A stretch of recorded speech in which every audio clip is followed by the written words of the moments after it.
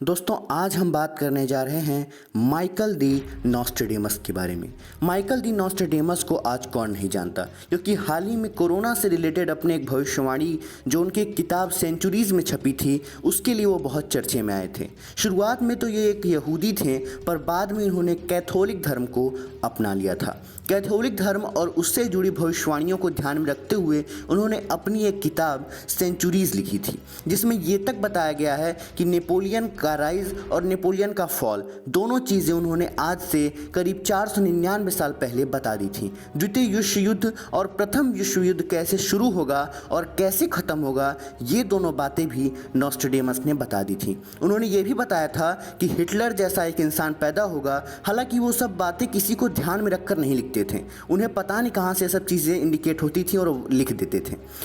महामारियों से रिलेटेड भी उन्होंने कई सारी भविष्यवाणियाँ की हैं, और ग्रेट फायर ऑफ लंदन जो अब तक की सबसे भयावह आगों में से एक है, सबसे भयावह घटनाओं में से एक है, उसकी भी उन्होंने जिक्र अपनी किताब सेंचुरीज में की है। उन्होंने 4 ऐसे कारण बताए हैं जो कि पूरी दुनिया को ख़त्म कर सकता है। उन्होंने वर्ल्ड वॉर 3 से रिलेटेड एक भविष्यवाणी की है जो बहुत ही ज़्यादा फेमस है। आइए हम भी उनकी भविष्यवाणियों को हिंदी में परिवर्तित करके आपको बताते हैं। ये भविष्यवाणी कुछ इस प्रकार से है। एक पनडुब्बी में तमाम हथियार और दस्तावेज लेकर एक व्यक्ति इटली के तट पर पहुंचेगा और युद्ध शुरू करेगा। सेंचुरीज 51। जी हाँ, सेंचुरीज के पेज नंबर 51 पर ये छपा हुआ है, और उसमें ये भी छपा है कि चीन जैसे एक देश से रासायनिक लीक होगा, जो हम कहते हैं रिसाव हिंदी में जिसे बोलते हैं, वो लीक होगा और पूरे विश्व में तृतीय विश्व युद्ध शुरू होगा। उन्होंने जलवायु परिवर्तन के बारे में भी कई बातें कही हैं। उन्होंने कहा कि गर्मी अपने चरम सीमा पर होगा। जी हाँ, गर्मी इतनी पड़ेगी कि वो ठंडी पर पूरी तरीके से अपना प्रभुत्व जमा लेगी। यहाँ तक कि गर्मी के मौसम में ठंडी, जो कि अब हो ही रहा है, आप देख सकते हैं कि अक्टूबर चल रहा है और अभी ठंडी का नामो निशान तक नहीं है। तो यानी मौसम का इतना भयावह परिवर्तन होगा कि पूरी पृथ्वी पर इसका असर पड़ेगा, जिसे आज हम ग्लोबल वार्मिंग कहते हैं।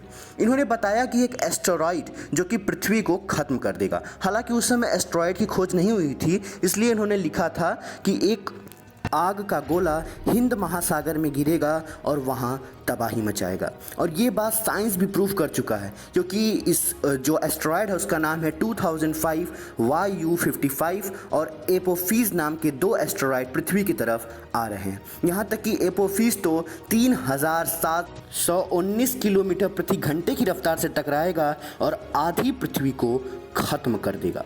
तो आप देख सकते हैं कि इनकी भविष्यवाणियाँ कितनी भयावह हैं, और ये सच में बदली हैं, इस वजह से लोग इन पर विश्वास करते हैं। उन्होंने ये भी बताया कि 1879 और 2243 के बीच का जो रजत युग है, यानी सिल्वर डेज जो हैं, उनमें 2025 सबसे खतरनाक होगा और 2020 सबसे भयावह।